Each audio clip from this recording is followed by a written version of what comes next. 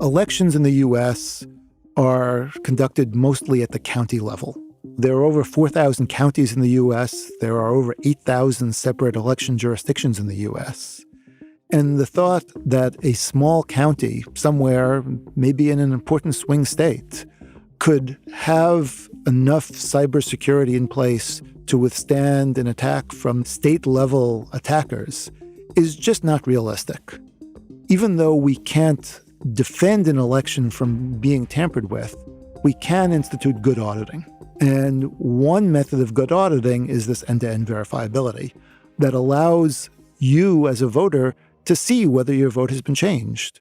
You're listening to the Microsoft Research Podcast, a show that brings you closer to the cutting edge of technology research and the scientists behind it. I'm your host, Gretchen Huizinga. If you've ever wondered why, in the age of the internet, we still don't hold our elections online, you need to spend more time with Dr. Josh Benaloh, Senior Cryptographer at Microsoft Research in Redmond. Josh knows a lot about elections, and even more about homomorphic encryption, the mathematical foundation behind the end-to-end verifiable election systems that can dramatically improve election integrity today, and perhaps move us toward wide-scale online voting in the future. Today, Dr. Benaloh gives us a brief but fascinating history of elections, explains how the trade-offs among privacy, security, and verifiability make the relatively easy math of elections such a hard problem for the internet, and tells the story of how the University of Michigan fight song forced the cancellation of an internet voting pilot. That and much more on this episode of the Microsoft Research Podcast.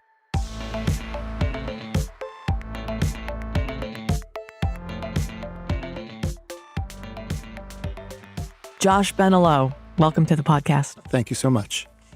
Your bio begins by saying that you're a senior cryptographer at Microsoft Research. What does a senior cryptographer do for a living? We'll get you up in the morning. It varies quite a bit.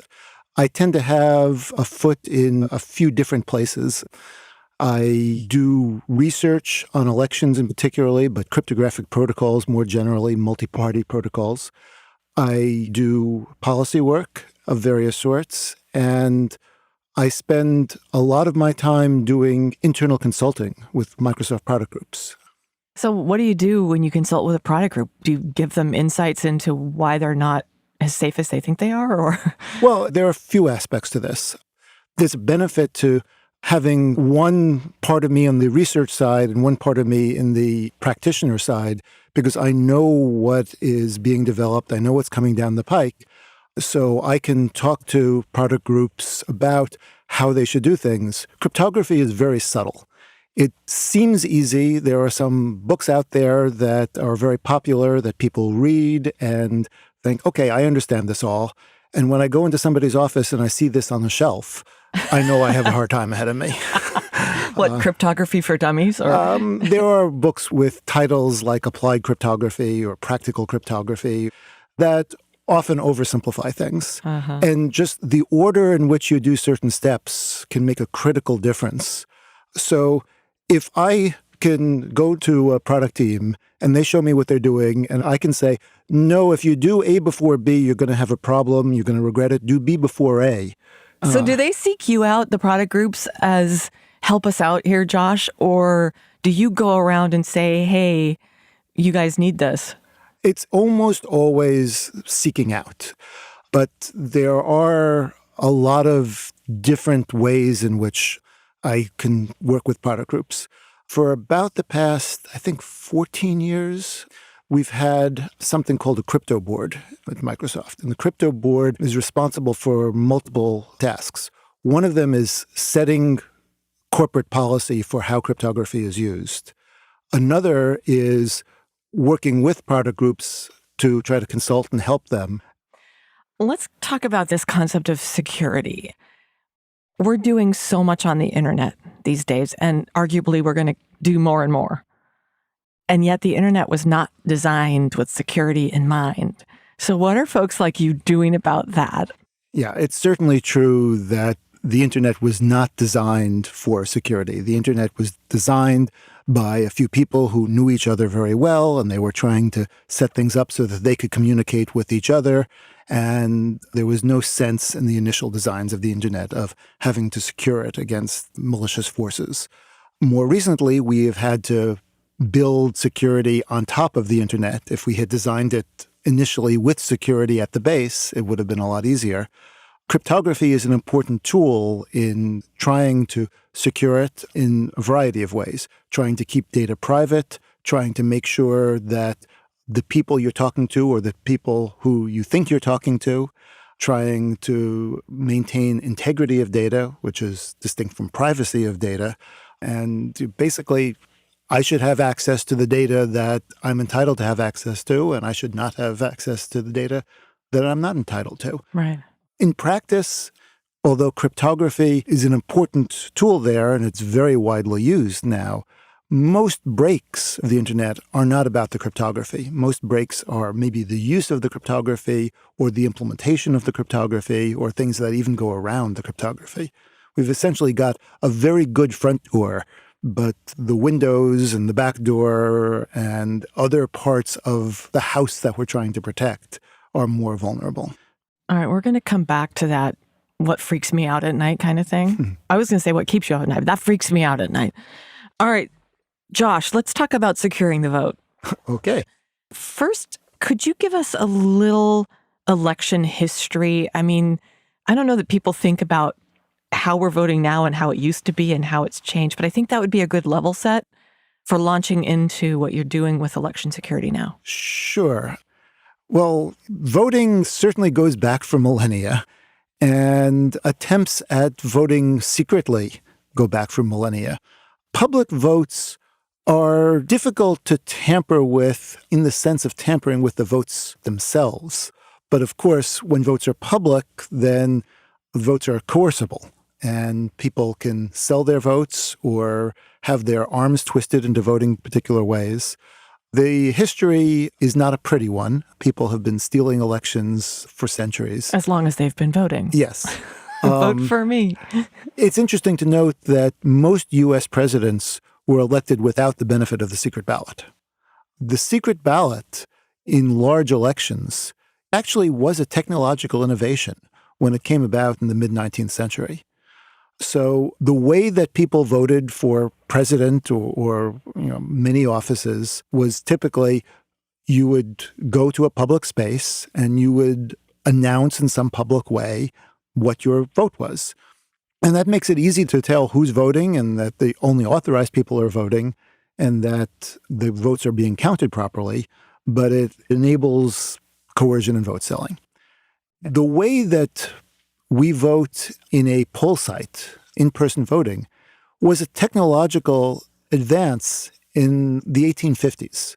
It's typically called the Australian ballot, the process wherein people are voting in private within a public space so that the fact that they are voting privately is publicly monitored and enforced. So this was an innovation at the time, and it took a while to move around the world. In the U.S., the number of U.S. presidents is different from the number of the U.S. president because Grover Cleveland was president number 22 and number 24.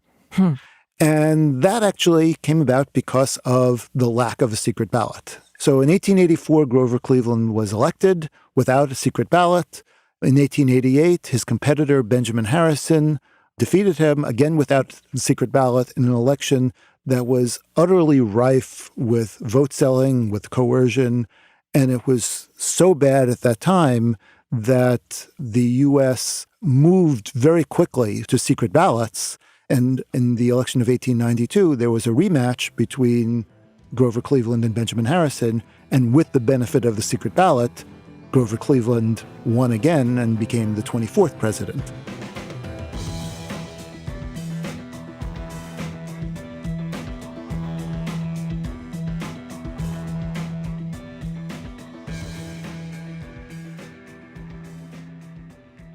Okay, so we've got the secret ballot now. Since the mid-19th century, lots of stuff has happened technologically and the size of the country. And so where are we now? Give us a lay of the land of what the unique problems are and what you're doing with technology to work on these big problems. Well, If we look at elections broadly, they're much harder than most other problems. The thing about banking or e-commerce or other fields is that if something goes wrong, I know about it. I can have an opportunity to correct it. If my vote is changed, I don't know it. There's no way for me to discover that my vote has been altered, much less correct it. That's, of course, within the context of a secret ballot. Of course, if we gave up on the secret ballot, then it would be very easy. We could have a public vote in which people cast their votes in person, by mail, over the internet, even by carrier pigeon. They just make their intentions known to the voting office, and the voting office publishes a list on a webpage somewhere, digitally signed for integrity purposes, so that everybody can look at the list and see, yep, my vote is there, it's correct. I can see all the other people who are voting. I can check that they are legitimate voters, at least according to the registration lists.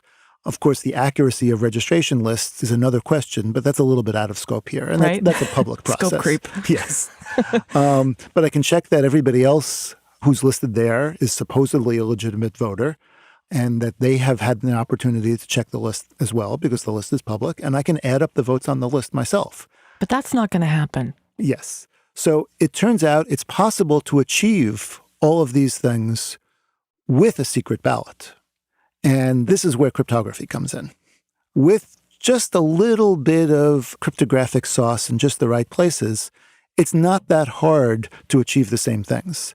And the basic trick is we can still have a public list, but the public list is not of my vote directly, but it's of my encrypted vote and everybody else's encrypted votes.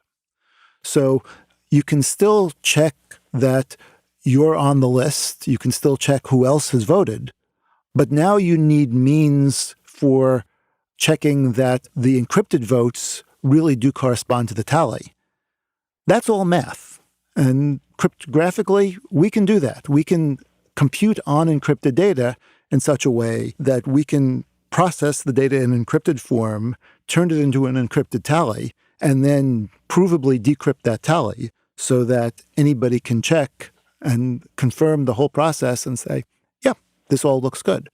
We also need to provide tools that allow voters to be certain that the encrypted votes next to their names, which are opaque, really correspond to their selections. Sure. And that seems hard, but it turns out there are some pretty good ways of doing that are quite effective, and we can make that happen as well. And I should try to be clear. Yeah. I'm describing one process, but there's this notion that's called end-to-end verifiability that enables this kind of election verification to take place. Talk a little bit about end-to-end verification. It's a definition, but there's many ways to get to it. Exactly. Could you break that down? Sure. The definition of end-to-end verifiability is the properties that I just described. Voters should be able to check that their own votes have been properly recorded, and voters should be able to check that all of the recorded votes have been properly tallied. You might think that's missing a little bit, that, well, but I can't check that your vote has been properly recorded. But in some sense, that's not really possible in any means without my knowing what your vote is. Right. So this is really the most we can hope to have, and this is what we achieve in a public election. The challenge now is to achieve the same thing with a secret ballot election, and that's where the cryptography comes in. And there turn out to be multiple ways of achieving these goals. Some very creative ways have come up for both parts, for the checking that votes have been recorded properly and for the tallying. But the tallying tends to be highly cryptographic, either by using homomorphic tallying methods, which compute on encrypted data and transform these individual encrypted votes into encrypted tallies. Or there's another approach that's commonly used called a mixnet, which is basically a cryptographic shuffle of the ballots, which has some benefits. It also has some privacy concerns. Sure. So there are trade-offs, but it's good to have both techniques available. Well, and in fact, we're going to have trade-offs no matter what. Indeed. I mean, it's just a matter of what is the sweet spot for what we're willing to reveal versus what we want to keep private. Yes, and that manifests itself very distinctly in the election context, because you would think that it would be a good thing to have all the ballots be public in the end. But if the ballots are public, then it allows voters to sell their votes, once again, by various little tricks. For instance, if I work for a small company, say, with a couple hundred employees, and the owner of the company is running for mayor, the owner can say, I want everybody in the company to vote for me as mayor, and there's some minor office down at the bottom of the ballot, dog catcher type of office. Write in your own name there.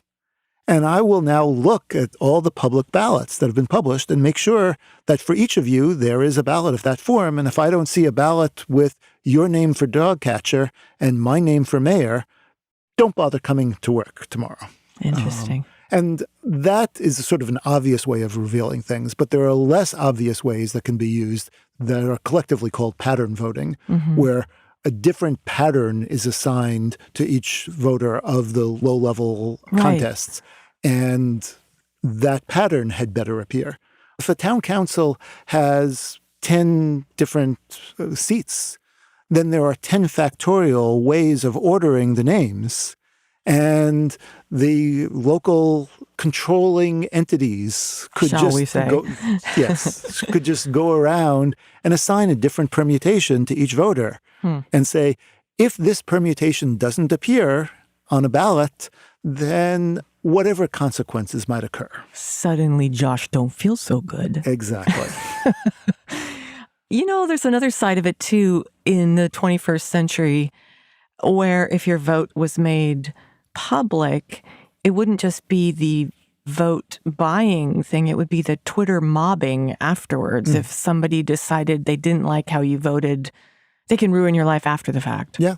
Well, these are all ruining your life after the fact kind of things. Sure. But there could be vote shaming of various kinds. Vote shaming.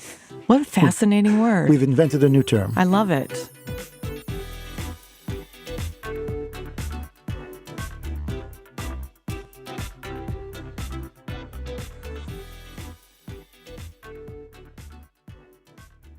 Okay, so cryptography in general being a way to get closer to that sweet spot. What's the math and the theory behind this? Our listeners are pretty technical, and I've seen some of your slides on this. I didn't understand any of the slides, but I saw them. That's because you didn't hear me talking about them. Once I've explained them, they're easy. I was busy. So homomorphic encryption has existed for over 30 years.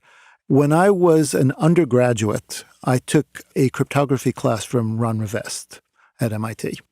And Ron is great. And Ron does in many of his classes, and I do this very often when I teach, whenever I can, is have students do projects at the end of the semester or quarter or whatever it is. And in this case, this was in the spring of 1981. There had just been an election in 1980. It was a three-way election, and I was sort of naively thinking, maybe if we could computerize this somehow, we could have ways that would allow people to express their preferences in some way. I didn't know at the time that it doesn't really work very well. No. There's Arrow's theorem and related theorems that say that there's nothing good that we can do with preference lists. But I was thinking about this, and I decided I would do my project on elections. And Ron handed me a paper that he'd written with a few colleagues, Edelman and Dertuzos, called Privacy Homomorphisms, which talked about how you can manipulate data that had been not encrypted, but protected in some way. And mathematically. Yes. And I had been a math major, jumped on the word homomorphism. I knew what that meant. It meant that you can apply an operation that preserves the structure of something. So I thought, yes, maybe I can do that in this context. And I did a few sort of weak things along that line for my project. None of it really worked, but these were interesting ideas. Years later, when I found myself in a doctoral program and looking at thesis topics, I had much better tools available to me. I knew a lot more, and the field had grown. And I realized that I could actually do something that went much further to solving that problem, and started using homomorphic encryption as a way of enabling an election that really could be verified. Elections really come down to doing addition. It's just ones and zeros, who you voted for, and the tallies are just adding them up. And there's really not much more than that. So the trick is basically, if we have an additively homomorphic function, then we can take encrypted votes and apply this additive homomorphism, and we get an encryption of the tally. Sure. And that's pretty much all there is to it. There was a whole thesis in that. Well, there was a little bit more in the thesis, but that was the core idea. That's awesome. And it turns out could be done very efficiently. So I invented a little additive homomorphic encryption system of my own. The general form of RSA, at least, typically uses a large exponent. RSA in its practical usage today typically uses a small exponent, and my encryption system used 2 small exponentiations, which is a lot more efficient than 1 large one. Sure. So it was an efficient way of doing things. People have been interested in homomorphic encryption for years, saying, well, there are additive homomorphic encryption systems, there are multiplicative homomorphic encryption systems. I wonder if we could do something that would do both at the same time. And it turns out that if you can do addition and multiplication together, then you can do everything. You can do any computation because you can break computations down into addition and multiplication. It's really the equivalent of ands and ors. But people thought for many, many years that it would be nice, but there are good reasons to think that this just can't be done. And then about 10 years ago, it turned out it could be done. It was Craig Gentry that found a way to do this that was wildly inefficient. It slowed things down by, I think, about 25 orders of magnitude. It was about 10 to the 25th slower than doing the computation That's ridiculous. directly. Yes, that's of course ridiculous. You can't do the simplest computation with that. And there's been a lot of research since then on bringing that down, and now it's down to about 10 orders of magnitude for general computation, which is still very painful. But there are cases where it's far more efficient, and this is a tool that allows for computation on data in encrypted form. So once we have that, then we really enable very powerful cloud data services. And we can do some of that today. We can't do all of it because the general computation is still nowhere close to efficient enough. The reason I want to distinguish it is I want to make clear that even though we're using homomorphic encryption for elections, we're using what's now come to be called simple homomorphic encryption, which is very efficient. We've heard the pronouncements. People aren't going to put public elections on the internet until it is end-to-end verifiable. And we can't do that yet, so we're not doing this yet, right? Well, I would say a little bit more. That's what I want you to do. Okay, then I will. Isn't this speculative technology now? Where's it being used? Is it being used? No, it is not speculative. Yes, it is being used. So end-to-end verifiable election systems do exist and have been fielded in a variety of contexts. They tend to be in small, localized contexts. There was an end-to-end verifiable system used in Tacoma Park, Maryland, for a couple of public elections. A few hundred voters, but they used a very nice end-to-end verifiable system there called Scantegrity. And the voters liked it very much, but it was a lot of work. And after doing elections in, I believe it was 2009 and 2011, Tacoma Park was very happy to continue it, but the researchers who had put a lot of time and effort into it were saying at that point, find a way to do it yourself, please. And of course, there was nobody to pick it up, so it hasn't been done so much since. Okay. There's an internet-based end-to-end verifiable system called Helios that's used in a variety of places. It's used commonly by professional societies, like the ACM uses this, the IACR, it's the International Association for Cryptologic Research, and many professional Of course they do. Well, actually, it was very hard to bring this in because cryptographers are very suspicious people. That's funny right there. So it was quite a challenge to move the community to this. What the community had been doing was mailing out paper ballots and double envelopes and such. And many people thought we should continue doing that, even though it cost tens of thousands of You dollars. don't even eat your own dog food.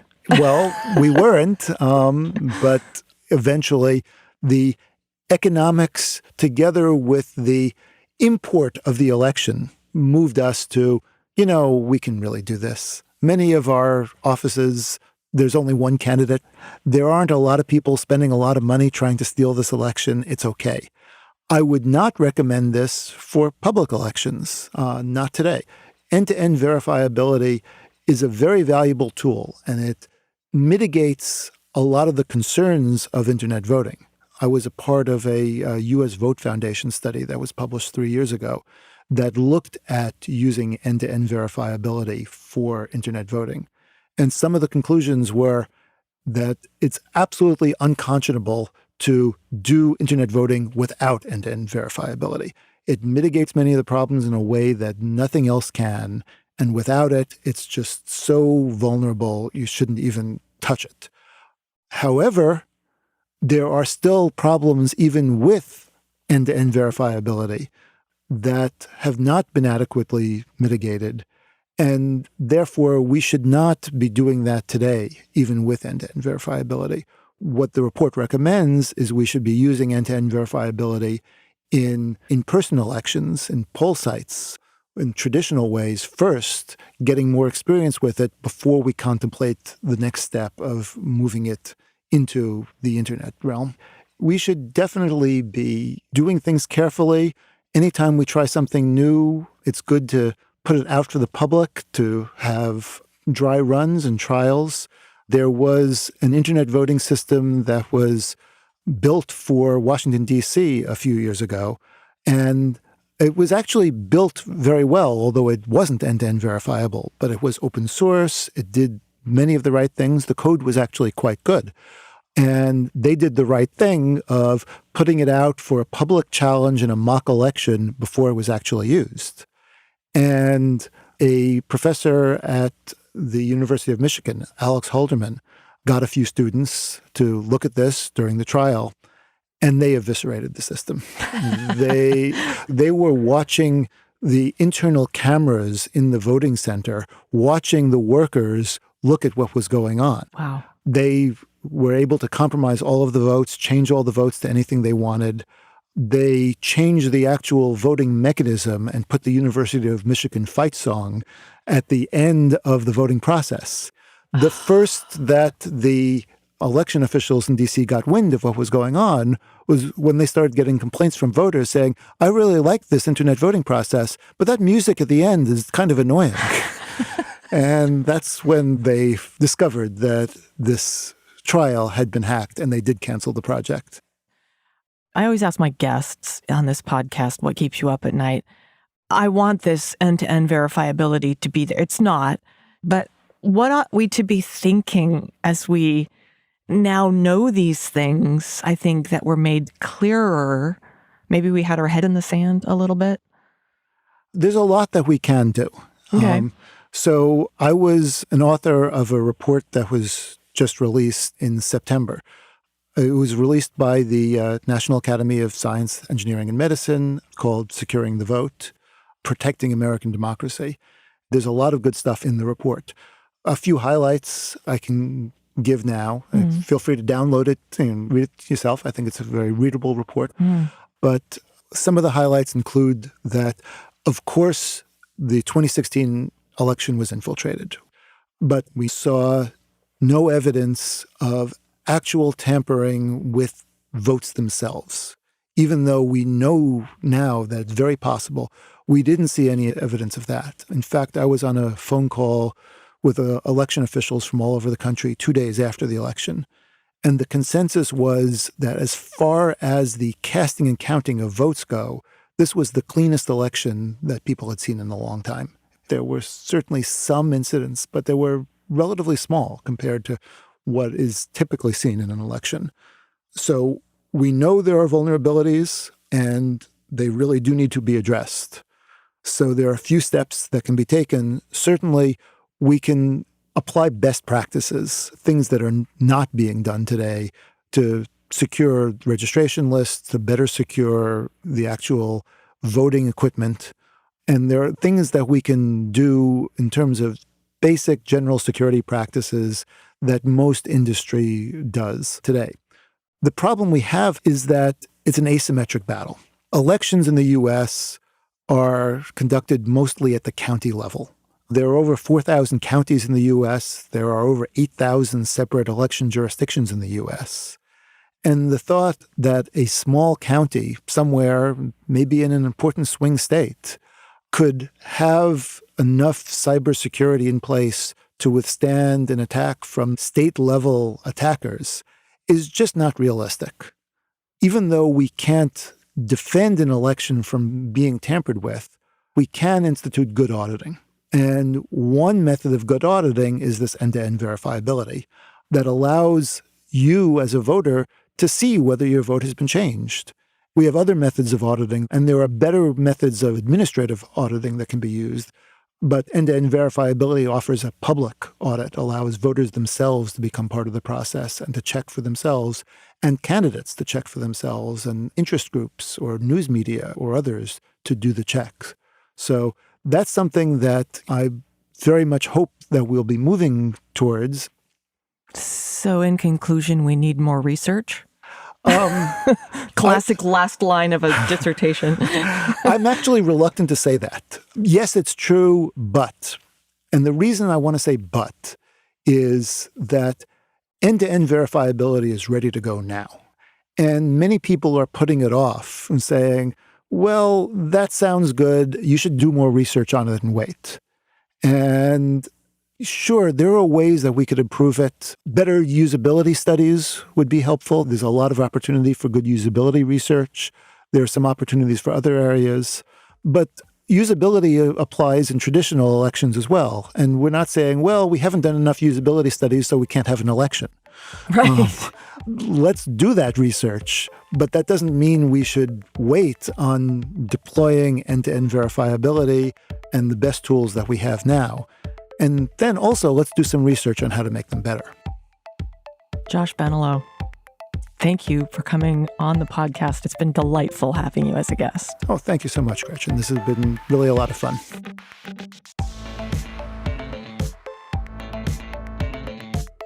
To learn more about Dr. Josh Benaloh and how cryptographers are working to secure the vote, visit Microsoft.com/research.